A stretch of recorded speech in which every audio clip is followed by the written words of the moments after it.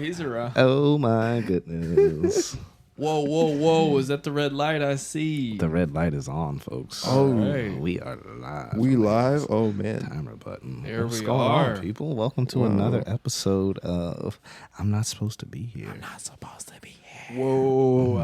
What episode are we on now? We are on Goodness. 7. Seven? Whoa. All right. Lucky number 7. Whoa. That means this one's going to be the one. It's going I to be like the one that. where we hit 100,000 views. And, Yeah, 7 is know, my favorite number. People are just going to throw 7? money on us. Yeah. I didn't know that. Yeah. That's news to me. I'm not going to dox myself, but 7 is very important to me. Ooh. For what, birthday or something? Yeah. Okay. But I'm- 27. Oh, yeah. Look. Yeah. Y'all Christian 7, so Yeah. hi guys. Y'all didn't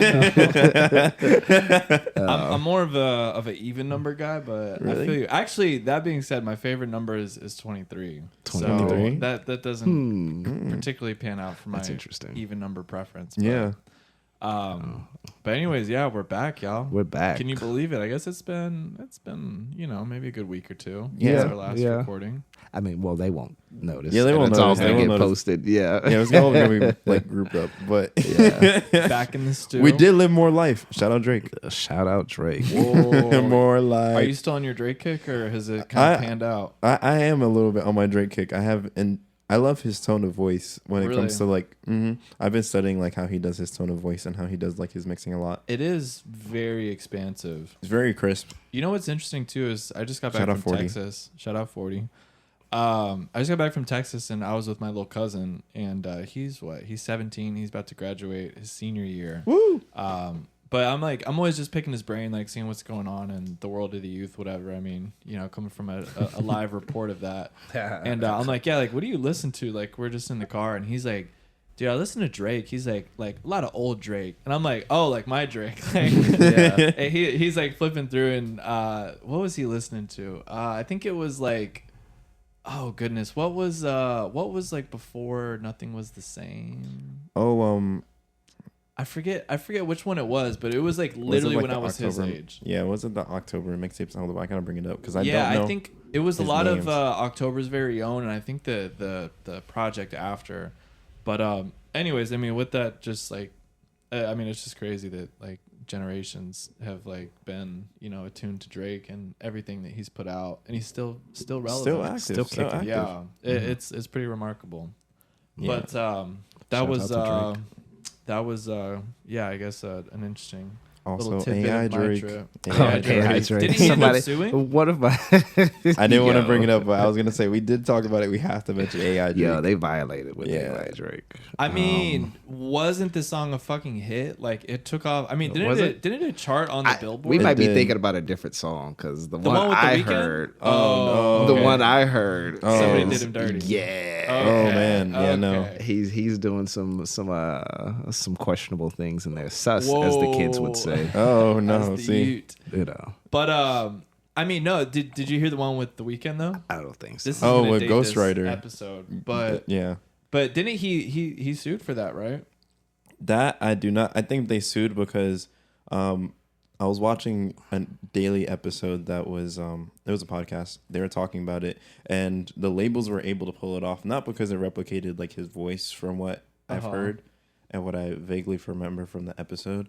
It was because he had used a sample from another song, so they just kind of he went through the regular routes to clear the sample, Right. and we're like, hey, you're infringing. Wow. But yeah, the territory around AI in terms of replicating somebody's voice, it's still kind of iffy. Waters. People are saying comparing it to like Napster and digital streaming. Big And, time, dude. Yeah, I mean, music always has like a difficult time in terms of like we have to maintain our rights because copyright law is very much influenced by just the past leaders in terms of artistic practices. So like Disney has like a big hand historically in like copyright law, and I feel like we could dive into that in the future. Yeah, right. But yeah, like I think the copyright for artists or someone is like close to like 70 something years. Like it's really long. Oh, wow. Before something enters the public domain. Yeah, So- remember you sent me that one on like you sent me that one video on like the rights of dead celebrities and stuff. Yeah, And, it was dude, those like I mean it seems like such like random laws, like just kind of arbitrary, like 100 years, then you can use like this, can't use that. It's like, it's very arbitrary stuff, and it's purposely arbitrary because they want to make it so that they could constantly extend it. Because like, imagine Mickey Mouse in public domain, what would be wild? Yeah, I mean, my goodness. Yeah, so it's very incentivized for companies to kind of lobby and on the behalf of like these politicians to be like, hey, like, we really want our stuff copyrighted, and then we'll put like infinite funds towards, I don't know, fixing schools, let's say, in a positive sense. So like, I'll fix up the schools in this area of Kentucky, just, avoid for my copyright and make sure Mickey Mouse belongs to me. So also in regards to making and producing music here, I heard you had an endeavor on the one train here. Yes, oh my gosh. I've been waiting to hear about. Yes, so shout out to the one train. Preface with a little backstory on what the one train ciphers are, because I don't know. Okay, so we have shout out Steve Mules and the House of Mules. So they're like a collective, from what I'm aware of, and it's this one gentleman that was just like, I want to bring the city together. And so he just like started these like one train ciphers. I'm not familiar with his other work. I still have to dive into it. But older, younger guy? He's an older gentleman. Okay. He's really good.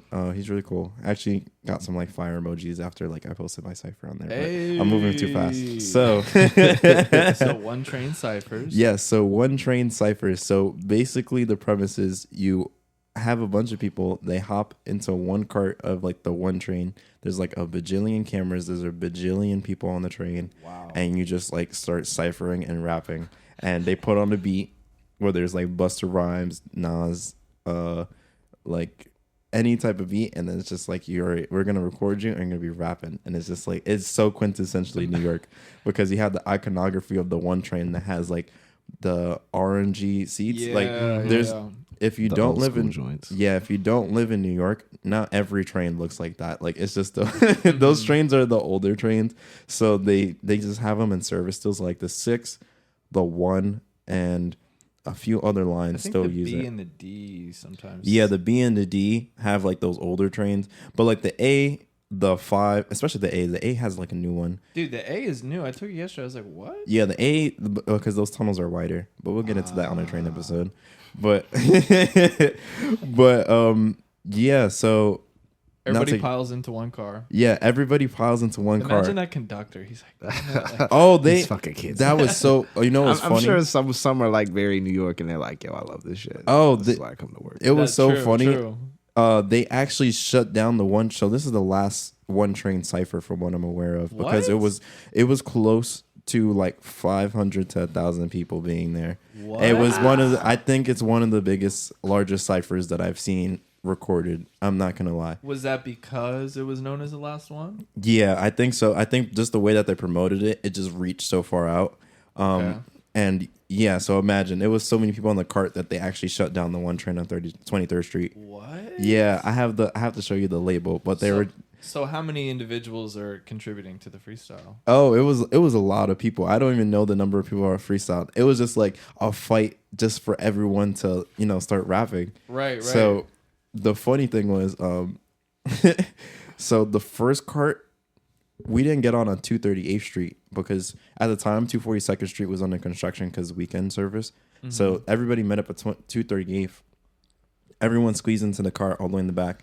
And then they had the camera set up, and then they just started rapping.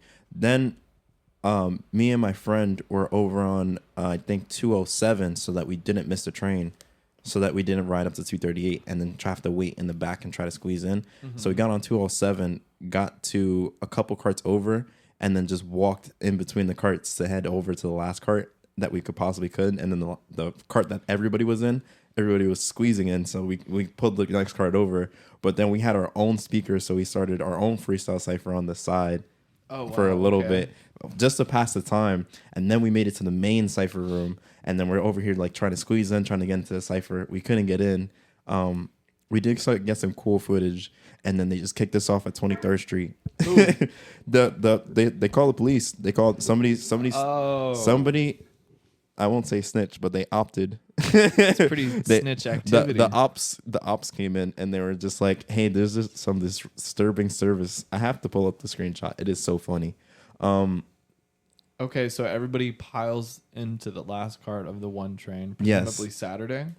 This is on. I believe this is on the Sunday that just passed. Sunday. Okay, so then there's. I mean, I'm envisioning the last cart is packed to the brim. It is. with I have people never trying to grab seen the mic. so many people in one cart in my life. Like people were hanging off this. It looked like Warriors. If you ever seen Warriors, it looked like It looked like that, but it was a sea of people.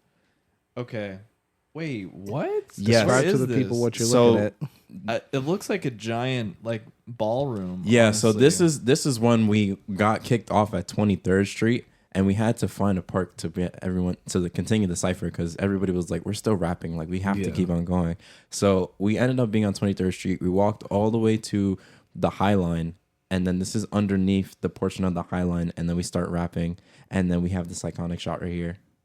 Oh, the young sage in Yes. his classic Denali. Yes, and my classic white Classic Denali. bandana. White bandana. And he is, letting it fly. Yes, and I just had an amazing time. That Who was took those? that was one of the people from the House of Mules.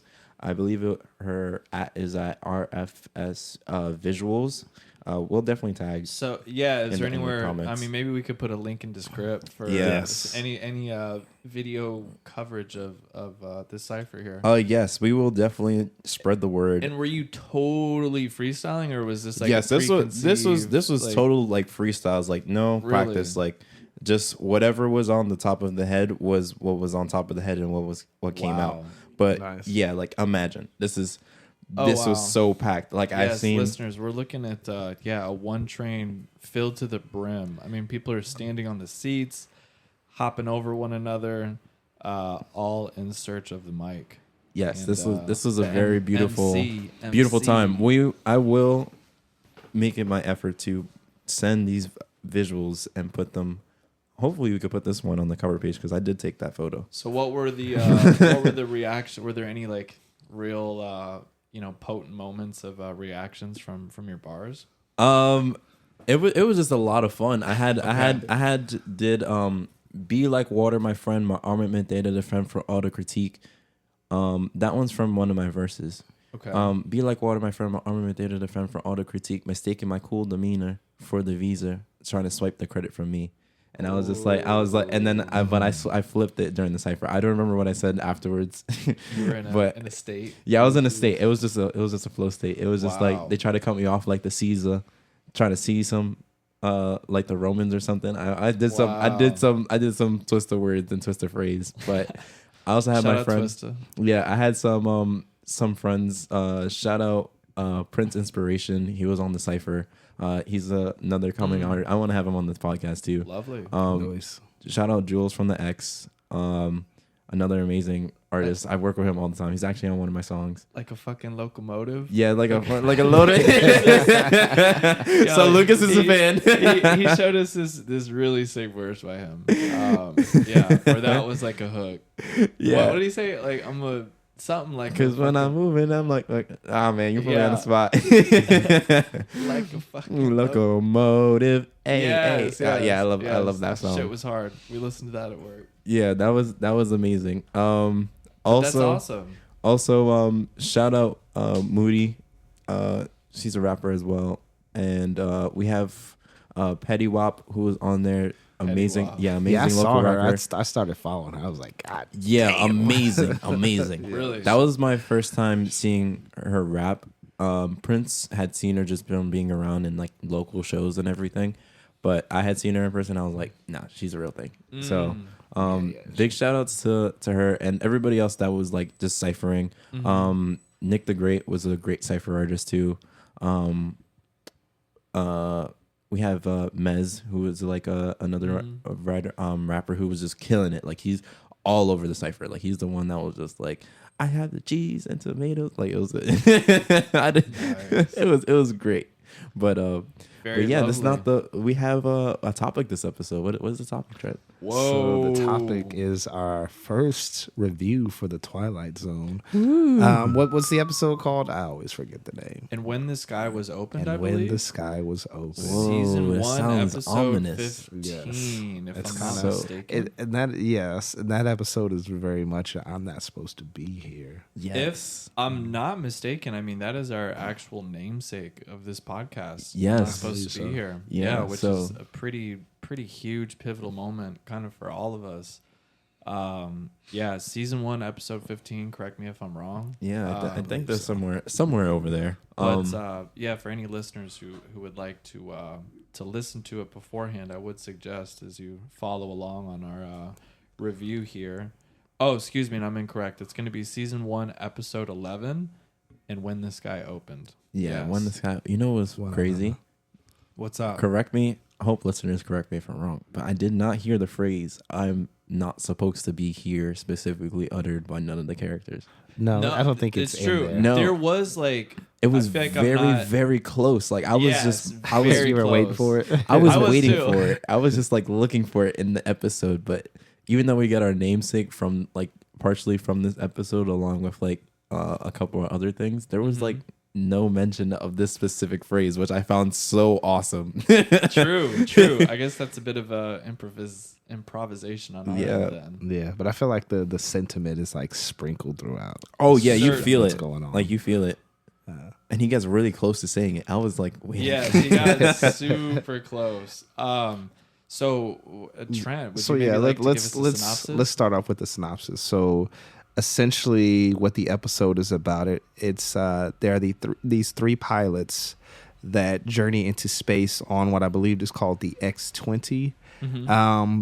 They go off radar for 24 hours, and then the ship crash lands in the desert.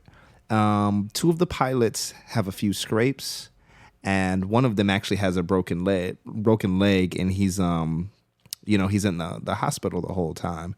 So what begins to happen after they visit, one of the pilot with the broken leg is they go to a bar, and one of the pilots starts to feel funny, and he makes a phone call to his parents, and they're saying they don't know who he is. Don't prank call us. Yeah, that was one. And then, this is actually the flashback. I got a little ahead of myself. One of the pilots actually visits the guy in the hospital, and he only remembers two pilots, himself and the other guy. And then the one that felt funny in the bar, essentially no one on Earth remembers him. Yeah, except for this one astronaut that is speaking to him. the solo astronaut that was at the bar with him, and then so that the episode follows the solo astronaut essentially as he's trying to figure out what the hell is going on, wondering why nobody remembers him and why everybody's acting crazy. Are they pranking me? Yeah. Am I just losing it? Am I really that crazy? And then towards the end of the episode, they end up back inside the hospital room, and the astronaut that remembers the disappeared astronaut. I should use names here. Was it Harrison? Harrison was the one. There was it was Forbes. It was Forbes, Guard, Harrison, and Harrington. Harrington. Yeah, Harrington. My bad. Yeah. Harrington. Harrington. So, yeah. I love the way that they spoke. The way that he said Harrington was just it just punched so it just hit so hard. Like to use modern phrases, like it hit different when he said Harrington. Where like it was, I just wanted to just like highlight just the acting chops of the people during this episode because it was so believable. No matter how cheesy it was, like even though like some parts where I was just like, all right, that could have been like for my modern sensibilities. I was just like, all right, this is definitely from the 50s. But yeah, essentially, so Forbes is the pilot that remembers him, and essentially, as the episode comes to a close, there's a heated exchange where he's trying to get the third pilot to remember him, and then he disappears, and then that third pilot realizes, oh shit, he was right, and now I'm gonna disappear, and then they're gone. Absolutely, yeah. And I mean, I mean, along with the incredibly kind of riveting storyline that the plot follows, as Christian said, I think that the acting is really what seals the deal on the kind of overall impression that the episode leaves you with. And Christian, elaborate more on the acting, if you will, because there were a few instances that really stuck out to me. Yeah, because when you first enter the episode, you're coming in completely blank. It just shows like, you know, the news clippings and everything and whatnot.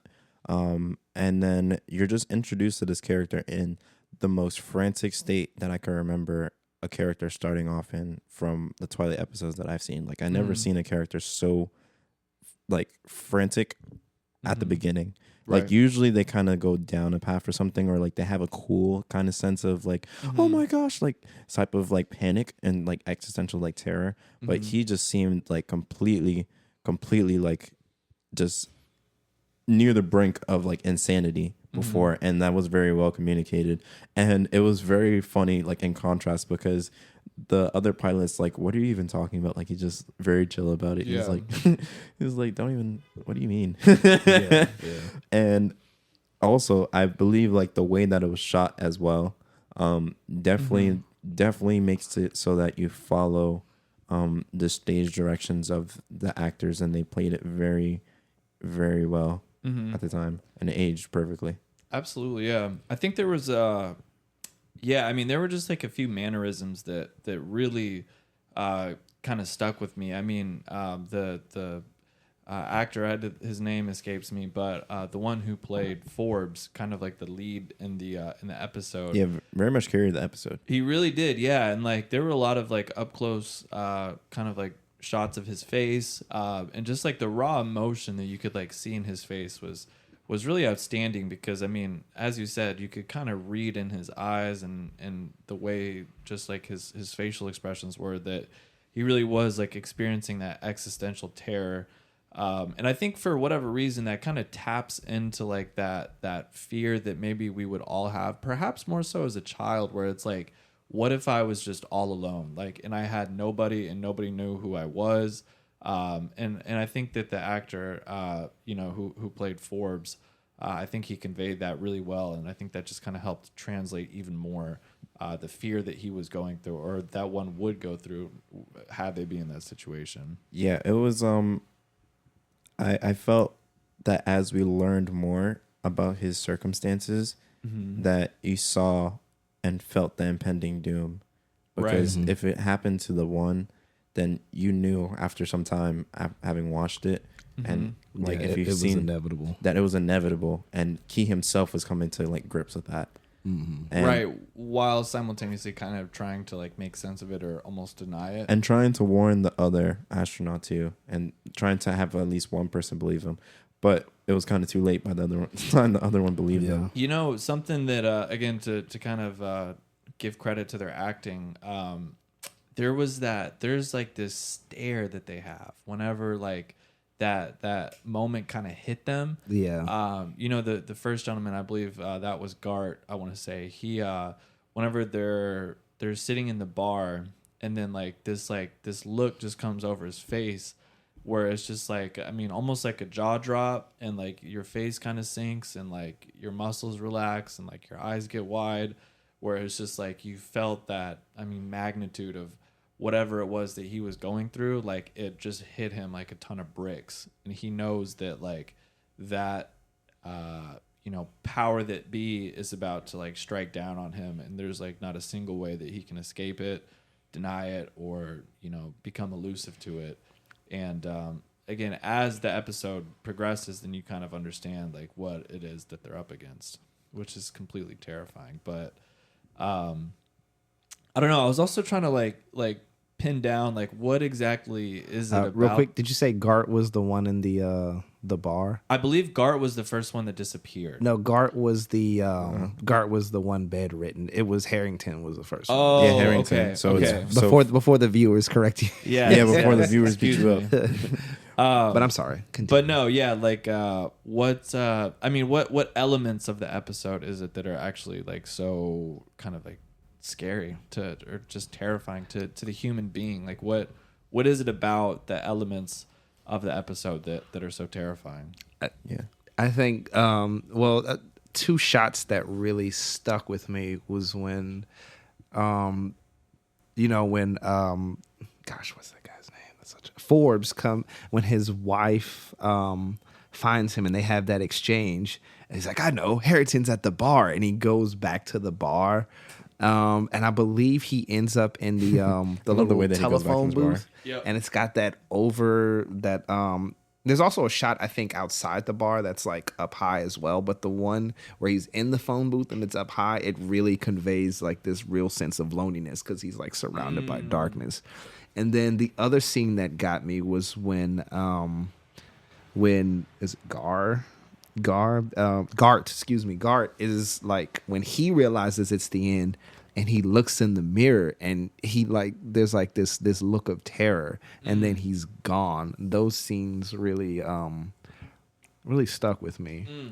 Yeah, that was when he was in like the photo or the phone booth, and then like he just has that look. And then, gone.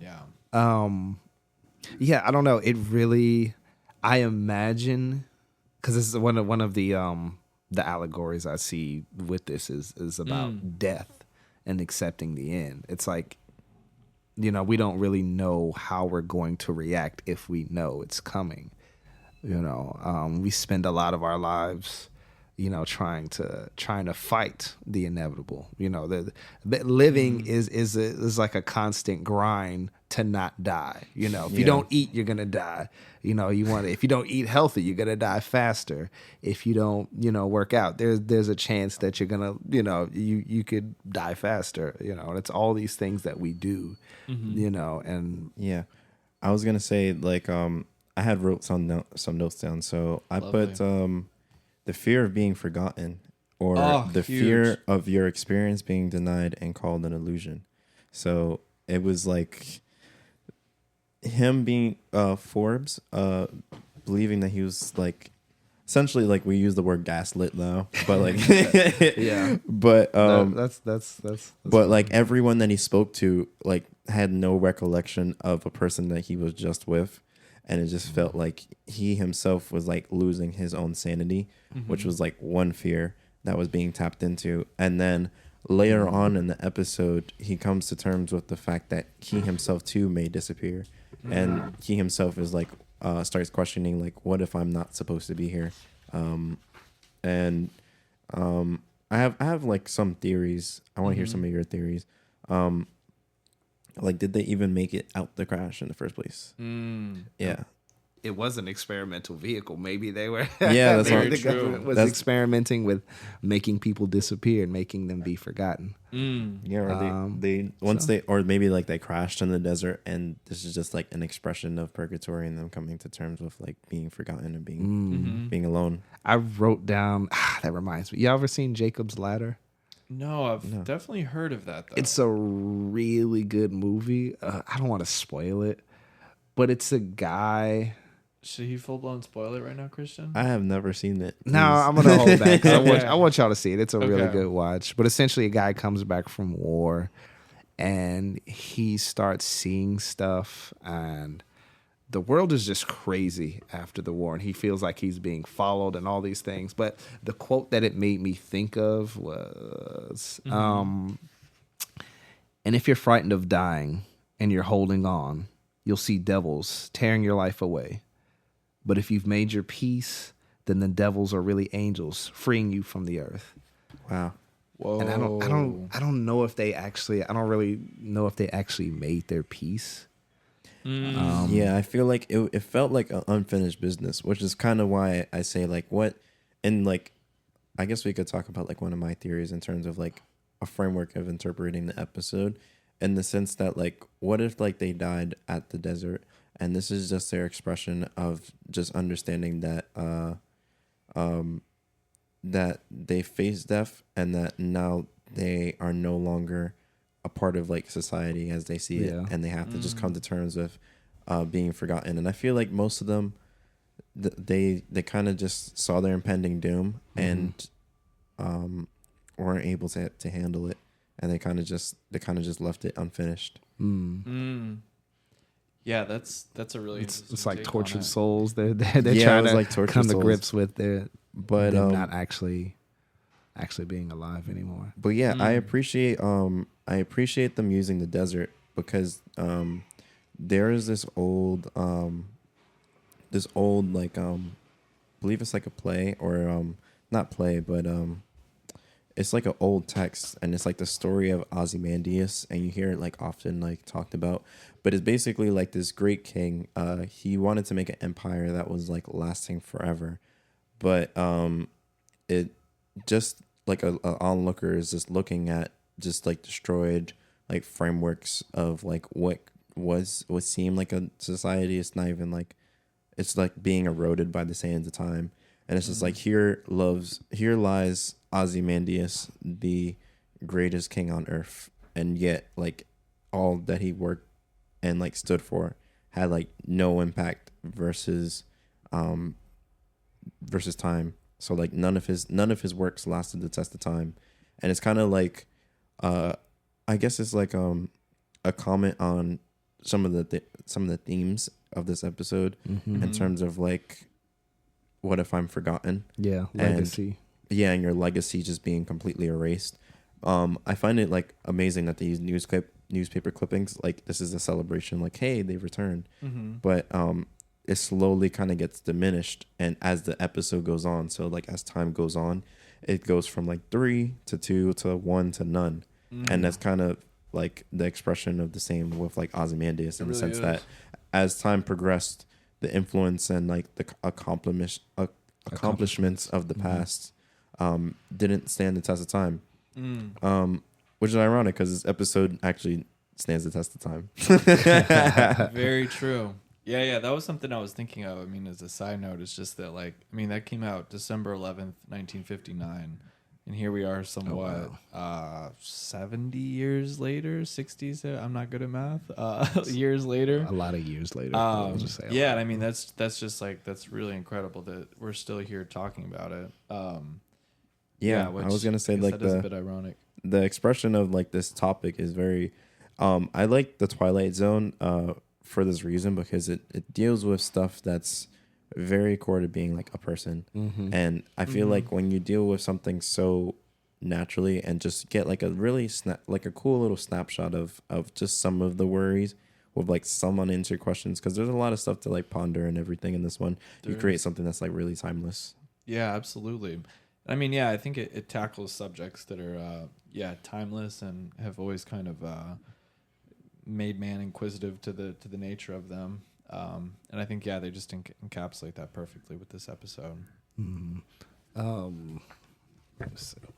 was I gonna say? I was gonna say what are your favorite shots? I know we spoke on some of them. I guess I'll go first. When the episode starts, the way that they do the framing in the beginning, they move the camera to a mirror that's in the hospital room, and they keep both Forbes and his fellow astronaut in the frame, while also providing like a reflection of like the background, the foreground, and then having like the midground being like just Forbes just like hanging over like the mirror, just like really really mad, and kind of just like what a tough time. But that's I feel like that type of visual storytelling was that Forbes' state in the current, like him kind of being like downtrodden and like stressed and everything. It was kind of like, this is a foreshadowing, like this will happen to you type of thing, like visually. And I thought like the way that they directed that just like influenced that kind of feeling and that type of sense of shot, like this is impending doom, because this episode reeks of like impending doom. It does, yeah. Shout out the city. Shout out to the city Shout out to the for always being the city. Yes, we have plenty of noise going on. I mean, I don't know about like shots specifically for me, but I mean, honestly, leave it to Rod Serling, creator, primary writer on the show. I really, really loved his like exiting monologue. Said something to the effect of, yeah, I mean, he kind of spoke to their fears of being like wiped away and erased. And something that I really liked is how they both said there's someone or something that like took them out of where they were. And I think that just like, I don't know, it kind of just like it answers, but then it also just adds more mystery like eeriness. to what exactly was to happen, or what exactly did happen to them. But yeah, shot specific, I mean, I don't know, Trent. What do you got? That's interesting, because those were gonna. That's what I was gonna say about the two shots I mentioned. It has sort of a very godlike voyeurism aspect to it. Of the aspect of like looking down. Yeah, like a third person omniscient. That's actually true. And also I was gonna tie into another theory. Maybe only Harrison was supposed to go. I was thinking about that because Harrison was at first he was the only one who felt it, right? Oh yeah, Harrington. I keep saying Harrison. Don't worry, we're gonna mess up the names a lot. Harrington was, he was the first person to go, but Forbes was the one who remembered him. And then he goes, and I was questioning if Forbes didn't speak about Harrington, would he not have gone? And there's and that quote at the end where it says, because and then after Forbes goes, Gart has to go, because now he's like, yo, he was just here, y'all don't remember him, but there's that quote at the end where he's like, it's something like if you know of 3 pilots in the X-20 or whatever, speak softly of them. Yes. Like unless you're in the Twilight Zone. So does that mean like if we start to speak about them, we'll be forgotten too? Yeah. That made me question it. I was like, well, wait, maybe only Harrington. Oh, Lucas is kind of quiet over there. Uh-oh. And then where'd he go? You know what's funny too What's is there were 3 pilots and there's 3 of us. Oh no! Oh snap! Speak softly. Really interesting. And if I could connect another dot of this episode here, the gentleman who did the, I guess, music composition. What would you call that title? The music producer, whoever, is actually Leonard Roseman, right? Who did the score for not only East of Eden, but also Rebel Without a Cause. Oh, shit. And was a direct associate and good friend of none other than James Dean. Wow. Which is incredibly fascinating. Yeah, I saw... Full circle moment.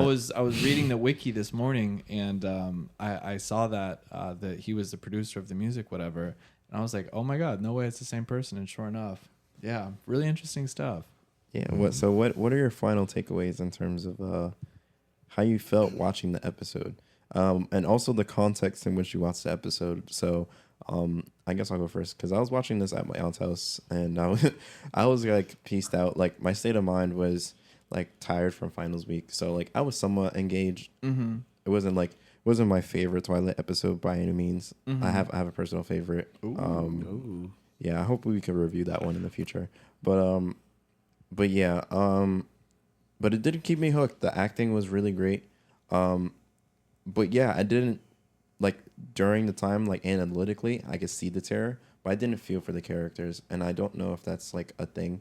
I also believe, like, it's part of the way that they did the perspective, because, like you said, it was very, like, omniscient, kind of just, like, watching a tragedy unfold, rather than just, like, being very up close and personal. And I feel like it was very impersonal, other than, like, the charisma that they displayed on screen, like, in terms of, like, the astronauts joking around with each other. But I didn't feel the terror of the characters. I just felt the tragedy of just like the impending doom, and like knowing that like it's gonna happen. Yeah. What about you guys? I felt the terror definitely, like with the scene I mentioned where Gart realizes it's his time. I gotta go. There's nothing I can do about it. Yeah, when he calls out to the nurse, right? Yeah, that scene did get me a little bit though. Yeah, but I get what you're saying. I think where it comes in, I mean, yeah, it was impersonal. Where it comes in for me is just having that fear of, I guess that's what spoke to me the most. Having that, I'm glad you said fears. That's such a good word to describe this episode. Having that fear of death and the unknown and being forgotten. I think that is what spoke to me, as opposed to these people's personalities. And I think that made them feel grounded and human, regardless of whatever accolades they had as pilots or, in whatever Air Force. I guess they're the Air Force, right? Yeah, because it was like, I don't even know, it was just like an experimental type of thing. So yeah. But imagine it takes a lot of years to do that. I guess they'd technically be astronauts too, since they went into space. But I think another thing that kind of struck me is this is almost like an allegory for being a veteran and going off to war and then coming back and speaking about all these experiences and people not understanding because they didn't go through the same things you did.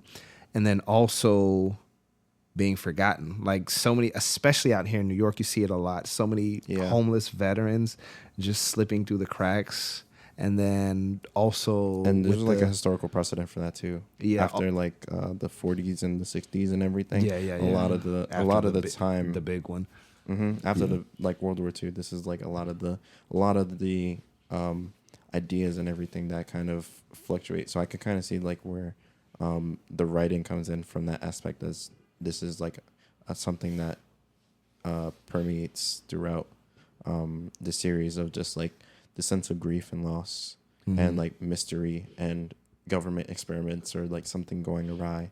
And that was 1959, so that was what the world was somewhat fresh off of World War II, right? Yeah, definitely a prominent. I know Rod Serling was certainly not a proponent of war, so I think he had a few 2 cents to contribute on that. But yeah, this is Cold War era media in terms of like the overhang of the war is very, very present. And speaking on it, it definitely like permeates the show as you watch it. So you have to look at it from the lens like the United States and like Russia and everything are kind of like at odds, and at any moment like nuclear fallout or some type of like unknown is kind of just looming. And this is the sentiment for I believe like 40-ish years almost. The Cold War was long. It was like from end of World War II to like 89, I think. So it was a long, or end of 45 to 89. I don't remember the years, but it definitely influences the way that the writing is coming from this standpoint, because you deal with like a lot of astronauts and just the unknown generally. I'll finish. Also, speaking to that, there's some allusions to alcoholism and substance abuse in there too. To further that point about veterans. I think you see it most after he leaves the bar and he meets up with his wife, and he's very sweaty, and his clothes and his hair are unkempt, like they're all over the place. Like that really signifies like, this guy is going through some stuff and he's turning to other means to help cope with it. Some things that he feels like no one else understands. But yeah, go ahead, Lucas. Very true. Okay, so refresh me again here. This is the over. Yeah, final thoughts. Final thoughts. I mean, for me, I think the Twilight Zone in general, I think that it really speaks to me in terms of like the realism of things. Given back in the 50s, they didn't. In the early 60s, they didn't have the most advanced, cinematics and like CGI and things like that. So I think something that Rod Serling was really excellent with was just conveying a story that isn't far out from the truth at all, but is even more terrifying than like, a ghost popping out of a dark corner or something like that. Yeah. And just like, I think that he achieves that through dialogue and just through emotion and quality acting, as we had said before. Any favorite lines? So there was, there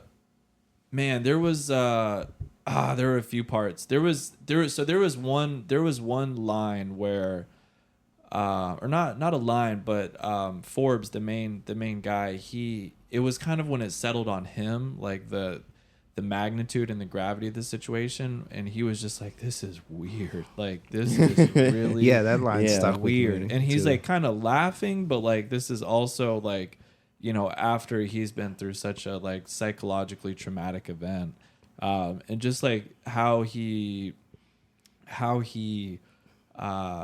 you know, just like carries himself. You can kind of see him progress emotionally and psychologically, and just to watch somebody go through that is pretty terrifying. And like you kind of, I mean, you're with the character for the entire episode, and you know the kind of meat of the situation, so you can really kind of empathize with him, or see what he's going through his own lens. But I think just that one, I mean, I think it's just like the realism for me that really kind of like strikes a chord, because it's just something that's not like, again, you don't need $100 million CGI, you know, production to get it done, and the terror and the like frighteningness of it is conveyed just through dialogue. And I think that's something that's like really not easy to achieve, and I think that they did phenomenal with that. And also, as always, I really just some of my favorite elements of the Twilight Zone is just Rod Serling's opening and exiting monologue. Yeah, his monologue was it was on point this episode. Like, they're incredible. Which one, the opening or closing? The opening. I love the opening for this one because it gave me all the information, didn't overstay its welcome, and I was like propelled, and I was ready to go on the adventure that was like set before me. Absolutely. The closing one was good. I don't remember it because I did see this a little minute ago, but the opening one did stick with me. And the shots, the things that stuck with me were the newspaper clippings and how they always had one less astronaut in it, and that was like very, very good. Just visual like confirmation that like the world itself was morphing to erase these people. It wasn't like It wasn't just like him just saying like he's gone. Like, no, this is a real life effect. And that to me is like the scariest part. Again, yeah, just how like simple but like impactful that it is. Yeah, like that type of stuff was great. And overall, yeah, this episode was definitely a trip. I would say like it was a fun one. Certainly, I agree. What's your favorite? Favorite piece of dialogue, or no, like your favorite episode? Because you mentioned you had a favorite. Oh, favorite episode. I have a few. The one that I remember off the top of my head, I don't even think I finished the whole episode. I just remember this scene being so iconic. But it's when the guy is in the library and all that he wants is like to read, and he has the glasses. Yeah. And then, should I spoil it? Or should we talk about that? Well, I think we can circle back to that one. We can circle back to that one, but it's the one where he's in a library. Yeah. That episode. Yeah, that's a really good one. I think that's also season 1. Yeah. Season 1, yeah.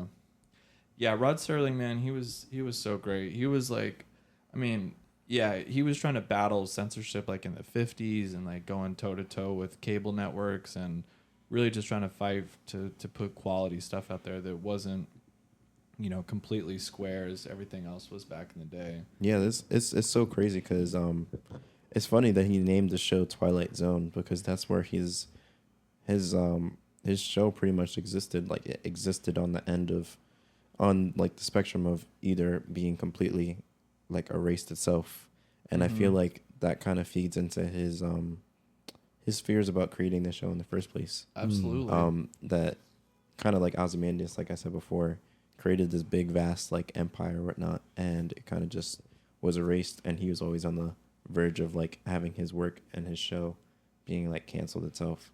Yeah, and I think if I'm not mistaken, it really wasn't a big hit in its day. No, but not really.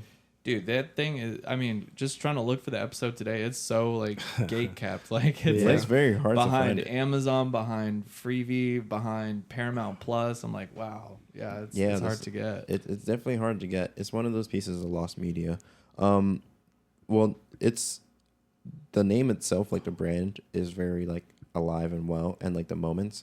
But like true, actually really. watching and reviewing the episodes, it takes some time. So I'm glad that for our first I guess evaluation of a singular piece of media and whatnot, that we found something that could have been lost, like Ozymandias' empire. absolutely. The name of the episode is Time Enough at Last. Yes, time enough at last. Yes. Season 1, episode 8. Yes. Oh, for Christian's favorite episode. Yes. So Okay, we'll have to circle back to that one. We'll circle back That to might that. be our next review. Yeah, but I'm loving these Twilight Zone episodes. Definitely. Yeah, y'all. I think that's about closing thoughts. All right. Any thank yous? Again, thank you for the One Trying Cipher. Everyone that was a part of it.